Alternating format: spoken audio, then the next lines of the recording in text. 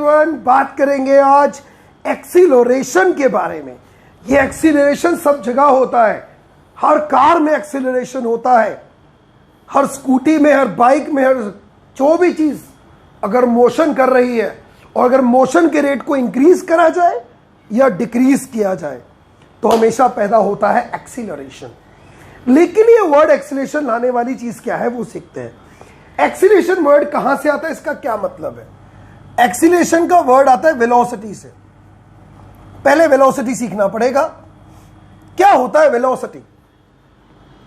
जब कभी कोई बॉडी मोशन करती है तो वो कवर करती है डिस्प्लेसमेंट, शॉर्टेस्ट पाथ। और जब हम ये चेक करते हैं कि बॉडी ने कितना डिस्प्लेसमेंट किया, कितनी देर में किया, that is called the velocity.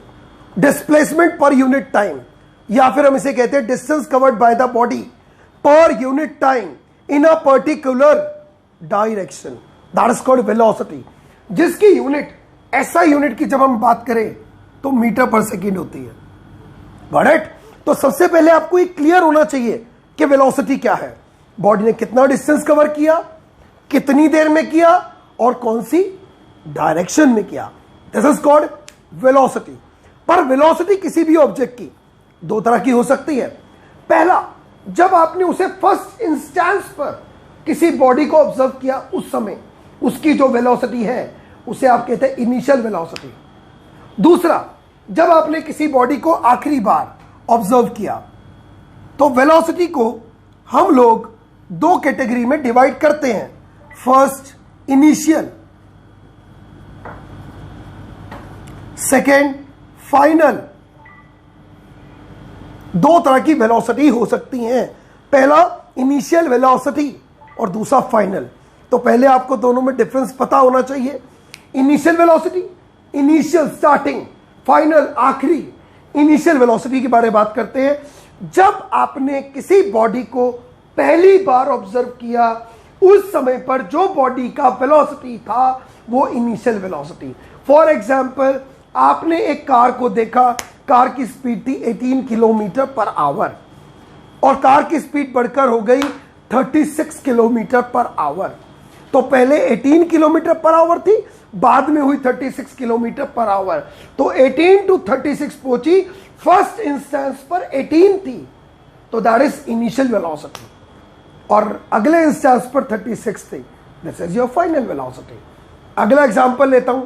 A train starting from rest, your train starts from rest. एक ट्रेन रुकी हुई थी और वो स्टार्ट हुई and attains the velocity of 10 meter per second in 5 minutes. और उसकी वेलोसिटी बढ़कर हो गई 10 मीटर पर सेकेंड 5 मिनट में। तो पहली वेलोसिटी इनिशियल थी, बाद में जो थी पहली कौन सी, जो रेस्ट पर। अगर कोई बॉडी रेस्ट पर है तो इनिशियल क्या, अंडा, और फाइनल क्या, 10 मीटर पर सेकेंड, और टाइम लगा 5 मिनट। तो ये टाइम हो गया। वेलोसिटी इंक्रीज और डिक्रीज दोनों होती है। फॉर एग्जाम्पल, अ बस is travelling at a speed of 54 kilometre per hour. एक बस चल रही थी 54 किलोमीटर पर आवर की स्पीड पर। Driver suddenly applied brakes, it takes 2 second to stop. Driver ने क्या करा, ब्रेक अप्लाई की और बस को 2 सेकेंड लग गए रुकने के लिए।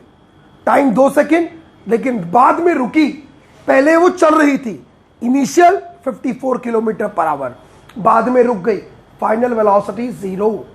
पर वेलोसिटी इंक्रीज भी होती है और डिक्रीज भी होती है।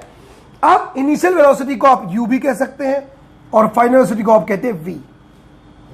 वेलोसिटी इंक्रीज भी होती है और डिक्रीज भी होती है, यानी कि वेलोसिटी में क्या आता है, चेंज आता है वेलोसिटी में। लगता क्या है, time. Change in velocity per unit, this is called per unit time. जब आप ये मेंटेन, जब ये मेजर करते हैं कि बॉडी की वेलोसिटी में कितना चेंज आया, कितनी देर में आया, उसी को आप लोग कहते हैं acceleration. Unit, sorry, representation by, represented by A.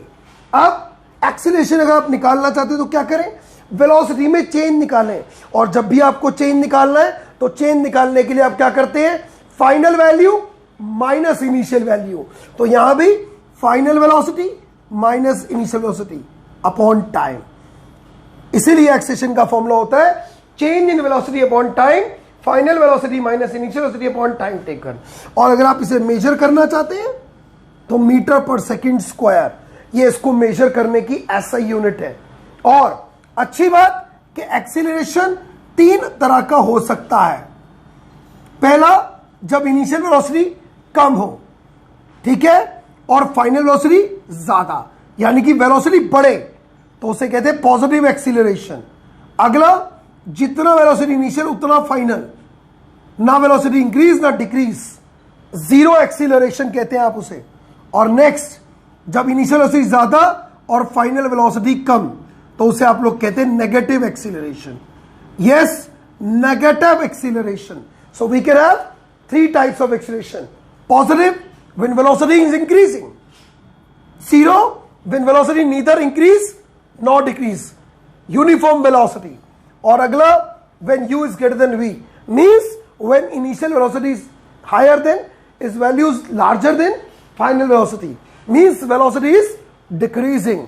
This is negative acceleration, also called deceleration, also called retardation. Always remember there are 3 types of acceleration. Got it? ये थी बात एक्सीलरेशन की। अब एक सिंपल सा लॉजिक है, क्या कि जब हम किसी बॉडी को ऊपर से नीचे गिरते हैं, गिरते ना भी हो, अगर हम किसी बॉडी को ऊपर थ्रो करें तो बॉडी ऊपर थ्रो होने के बाद भी नीचे ही आती है। क्यों? क्योंकि अर्थ उसे अपनी तरफ अट्रैक्ट कर रहा है ग्रेविटी से। What is gravity? The gravitational force exerted by the earth. तो अगर हम किसी बॉडी को ऊपर से नीचे फेंकते तो क्या, तब भी उसमें एक्सीलरेशन होता है? जी हां, तब भी उसमें एक्सीलरेशन होता है। अगर आपने किसी बॉडी को, फॉर एग्जांपल आपके पास एक बिल्डिंग है, उस बिल्डिंग में आपके 3 फ्लोर है, 3rd फ्लोर तक आपकी बिल्डिंग है, 1st floor, 2nd floor and this one is your 3rd floor. और आप 3rd फ्लोर से किसी बॉडी को यहां से नीचे थ्रो कर देते हैं। थ्रो नहीं भी करते, अगर आप ऊपर फेंकते हैं तो भी वो बॉडी नीचे ही आएगी। क्यों? क्योंकि हर बॉडी को अर्थ अपने सेंटर की तरफ नीचे अट्रैक्ट कर रहा होता है एक फोर्स के साथ, जिस फोर्स को आप और मैं कहते हैं gravity. Gravity, the gravitational force exerted by the earth, this is called gravity. तो अगर इस बॉल को हम ऊपर से छोड़ भी दें तो भी ये बॉल नीचे ही आएगी ड्यू टू ग्रेविटी। ग्रेविटी की वजह से ये बॉल नीचे ही गिरेगा। अब जब ये बॉल नीचे गिरेगा तो this ball is called freely falling body. किसे कहते हैं फ्रीली फॉलिंग बॉडी? जब कभी कोई भी object under the effect of gravity गिर जाता है तो उसे कहते हैं फ्रीली फॉलिंग बॉडी। अगर मैं इस पेन को भी यूं थ्रो कर दूं तो इस ये पेन क्या कहलाएगा? Freely falling body. अगर मैं भी ऊपर यूं जंप करूं तो मैं नीचे ही आऊंगा, जब मैं नीचे गिरूंगा तो मैं भी कहलाऊंगा फ्रीली फॉलिंग बॉडी। और ऑब्जेक्ट क्यों गिर रहा है? Due to gravity. पर जब ये ऊपर से नीचे गिरेगा तो क्या होगा? जब ये ऊपर से नीचे गिरेगा तो इसका वेलोसिटी में चेंज आएगा, चाहे बढ़े चाहे घटे। पर ऊपर से अगर नीचे गिरेगा तो वेलोसिटी बढ़ेगा, लेकिन अगर ऊपर से नीचे की जगह वाइसा वर्सा हो जाए तो नीचे से ऊपर जा रही है बॉडी तो बॉडी का वेलोसिटी घटेगा। फॉर एग्जांपल, अगर हम किसी बॉल को ऊपर थ्रो करते हैं तो क्या होता है? धीरे धीरे धीरे धीरे उसकी वेलोसिटी कम होती है, फिर वो ऊपर जाके एक पॉइंट पे मिली सेकंड के लिए रुकती है, फिर नीचे आती है। या तो बॉडी कहाँ जाएगी? अपवर्ड या आएगी डाउनवर्ड। लेकिन दोनों ही केसेस में ग्रेविटी की फोर्स तो लगेगी ना। लेकिन जैसे सीढ़ी जब आप चढ़ते हैं, जब सीढ़ी चढ़ते हैं सांस फूलती है, थक जाते हैं, बिकॉज आप अगेंस्ट ग्रेविटी जाते हैं। और जब आप नीचे उतरते हैं तो टूवर्ड्स ग्रेविटी आते हैं, उतरना आसान हो जाता है ना। तो जब एक बॉडी ऊपर से नीचे गिरेगी उसकी वेलोसिटी में चेंज आएगा, और जब बॉडी की वेलोसिटी में चेंज आएगा तो पैदा होगा एक्सीलरेशन। और क्योंकि वो एक्सीलरेशन पैदा हुआ है ड्यू टू ग्रेविटी, इसलिए आप उसे कहते हैं acceleration due to gravity. Acceleration due to gravity, this called acceleration due to gravity, जिसका symbol G, value 9.8 metre per second square. This is acceleration due to gravity. और acceleration due to gravity depend करता है कि बढ़ेगा या घटेगा। अगर हम किसी बॉडी को ऊपर से नीचे फेंके, बॉडी डाउनवर्ड आएगी टुवर्ड सेंटर ऑफ अर्थ, तो वेलोसिटी बढ़ेगी, इंक्रीज होगी, तो जी होगा आपका पॉजिटिव एक्सीलरेशन। लेकिन अगर वाइसा वर्सा होगा, बॉडी को आप नीचे से ऊपर फेंकेंगे, देन अगर आप अपवर्ड फेंकेंगे तो जी नेगेटिव में जाएगा, जी का वैल्यू घटेगा। क्यों? क्योंकि एक्सीलरेशन ड्यू टू ग्रेविटी की वैल्यू डिक्रीजिंग में जाएगी, तो इसे कहेंगे नेगेटिव एक्सीलरेशन। तो इस केस में जी आप लेंगे positive 9.8 metre per second square, और इस केस में लेंगे आप G is equal to negative 9.8 metre per second square. ये नेगेटिव क्यों हुआ? बिकॉज ऊपर जाते वक्त बॉडी का वेलोसिटी घटता है, तो नेगेटिव एक्सीलरेशन होता है, और जब ऊपर से नीचे आता है तो बॉडी का वेलोसिटी बढ़ता है, पॉजिटिव एक्सीलरेशन होता है। अब इस सबसे रिलेटेड के बारे में हमने जो पढ़ा, हमें यह बात ध्यान रखनी है कि बॉडी डाउनवर्ड जा रही है या अपवर्ड जा रही है, राइट? अब क्या ये जी किसी बात पर डिपेंड करता है?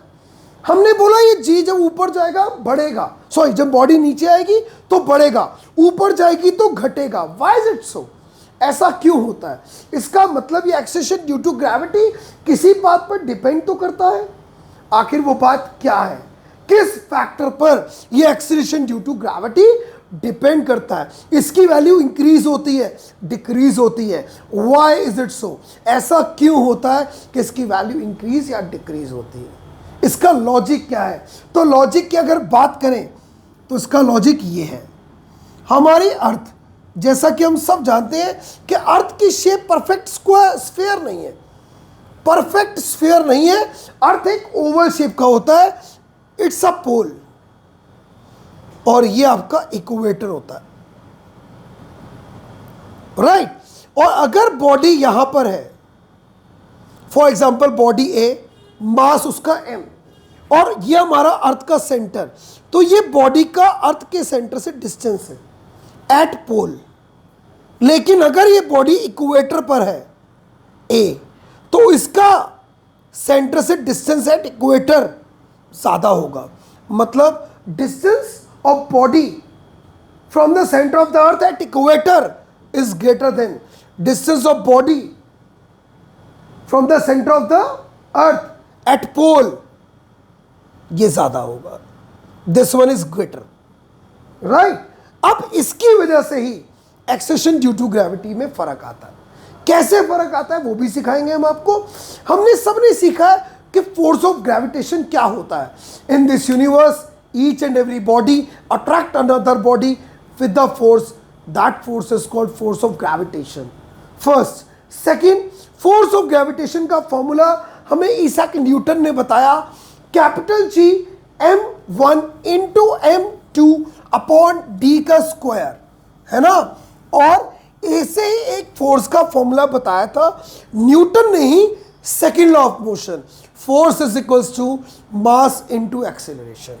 अब हम दो तरह से फोर्स निकालेंगे। पहला यूनिवर्सल लॉ ऑफ ग्रेविटेशन से। क्या फॉर्मूला होता है गाइस, बताओ मुझे।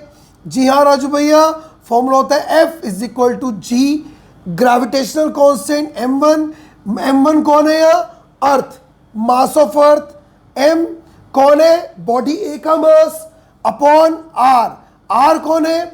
Distance of body from the centre of the earth. This is equation number first. अब according to second law of motion बात करते हैं।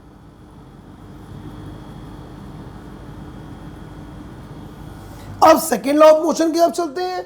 Force is equals to mass into acceleration होता है, बट यहां पे एक्सेलेरेशन क्यों हो रहा है? ड्यू टू अर्थ हो रहा है, that is acceleration due to gravity. m into G. This is your equation number 2। हमने दो फॉर्मूले से फोर्स निकाली, एक यूनिवर्सल लॉ से, एक सेकेंड लॉ से, बट दोनों क्या है? फोर्स है। किसके बीच में? अर्थ के और बॉडी के बीच में। तो दोनों की वैल्यू इक्वल होगी। तो by comparing first and second, G M M upon R square is equal to M G. Mass of body to mass of body cancel हो गया, क्या बच गया? बच गया G is equal to G M upon R square. अब आपको चारों बातें बता दूं। This is acceleration due to gravity, this is gravitational constant whose value is fix, this is mass of the earth, it is always constant. बचा कौन? R. What is R? Body का distance earth के centre से, अर्थ के centre से body का distance, right. अब अगर बॉडी यहां है और पास लाए और पास लाए और पास लाए, क्या हो रहा है? बॉडी पास जाती जा रही है, तो डिस्टेंस कम हो रहा है। डिस्टेंस कम होने से फोर्स बढ़ेगा। क्यों बढ़ेगा? बिकॉज फोर्स ऑफ ग्रेविटेशन यही कहता है कि जितना आप क्लोजर मूव करेंगे उतना ग्रेविटेशन फोर्स बढ़ेगा। तो जितना पास जाते जाएंगे उतना फोर्स ऑफ ग्रेविटेशन इंक्रीज होगा। सिमिलरली अगर आप बात करें आर की, जैसे जैसे आर बढ़ता जाएगा वैसे वैसे जी घटेगा, because both are inversely proportional. Inversely proportional. अगर मैं बात करूं कि एक्सेलेरेशन ड्यू टू ग्रेविटी की वैल्यू ज्यादा कहां है, किस जगह ज्यादा है, तो भाई पोल पर ज्यादा है। जितना अर्थ के सेंटर के आप पास जाएंगे उतना एक्सेलेरेशन ड्यू टू ग्रेविटी की वैल्यू बढ़ जाएगी। लेकिन अगर एक बॉडी अर्थ के सेंटर पे चली जाए तो डिस्टेंस तो जीरो हो गया, तो एक्सेलेरेशन ड्यू टू ग्रेविटी भी जीरो हो जाएगा। सिर्फ एक ही जगह पर acceleration due to gravity zero होगा, at the centre of the earth. अब एक एग्जांपल जाते जाते बताना बनता है दोबारा से कि अगर हमारे पास एक अर्थ के ऊपर की बात करें और ये आपका इक्वेटर, ये आपका पोल है, और राजू भैया पहले यहां खड़े हैं फिर यहां खड़े हैं, तो भाई राजू भैया के ऊपर ग्रेविटी की फोर्स ज्यादा कहां लगेगी, या राजू भैया के ऊपर एक्सेलेरेशन ड्यू टू ग्रेविटी ज्यादा कहां होगा? तो भाई पोल पर होगा, पोल पर होगा। वाई? क्यों? याद रखें बच्चों, because G at pole is greater than G at E. What do you mean by that? Acceleration due to gravity on pole is greater than acceleration due to gravity at equator. Why? Why? Because radius of the body from the center of the earth at equator is greater than radius मतलब center, distance of the body from the center of the earth at the pole वो smaller होता है। और because हमें पता है कि G is inversely proportional to R square. R बढ़ता है, G घटता है। Always remember that is acceleration due to gravity. क्या होता है? कितनी बातों पे डिपेंड करता है, कैसे डिपेंड करता है, किस तरह से डिपेंड करता है, हमने सब कुछ सीखा। अगले वीडियोस में और इससे डिटेल में बात करेंगे। Till then stay safe, bye, love you, God bless.